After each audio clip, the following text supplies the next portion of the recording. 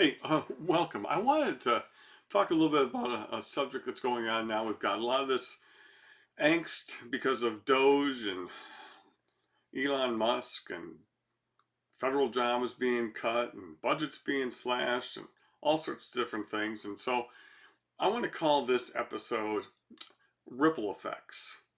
And there's going to be a lot of questions about now as it pertains to the housing market. Now, I've been reading several articles about what's going to happen with the Washington, D.C. and Washington Metro housing market as a result of maybe a bunch of federal jobs being eliminated and maybe a bunch of contractor jobs related to federal spending being eliminated.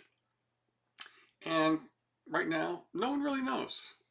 No one really knows what's going to be as part of this effort.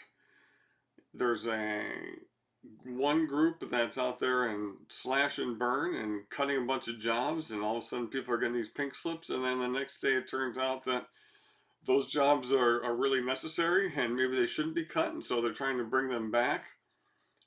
There's other areas where contracts are being reviewed and those are being canceled, of which there's probably a lot of money associated with them, that at the very least the spigot's going to be turned off for some period of time until either the administration or the Congress or the courts figure out what is going to stick and what isn't. And so it's really going to be difficult to say right now what is going to affect the, people's desire to be able to either stay where they are, or they're going to feel as though they're going to leave because their job's going to get eliminated and they're going to sell their house. That is an unknown. What is known is that all of this creates uncertainty, and uncertainty almost always slows down decision making. So if people were thinking about doing a renovation project on their house, they're probably going to put that on hold. If somebody was thinking about upsizing to a larger home, they may put that on hold. Now, there may be some people who are going to stay with the federal government or their contractor job, but the requirement to be at the workplace on site 4 days a week, 5 days a week, is going to cause them to have to make a move from wherever they are to somewhere closer so that they can do that commute.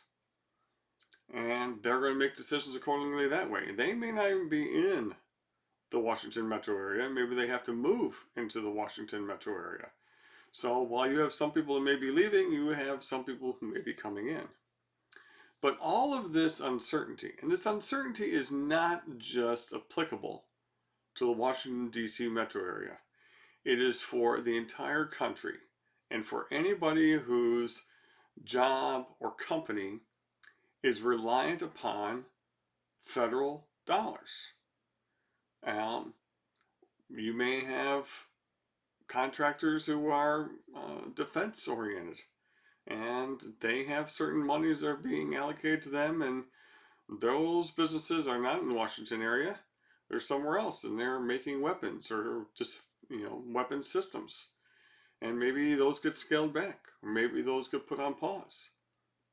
You may be having programs of which the federal government just allocates out monies to either various entities or various states, in which then maybe some of that is going to get scaled back. So then everybody dependent upon those monies starts dealing with some level of uncertainty.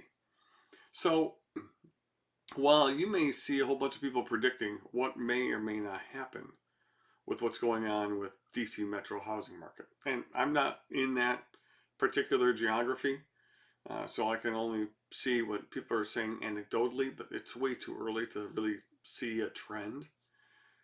We can, I think, extrapolate what uncertainty does to people's confidence level and what it does to delaying decision making.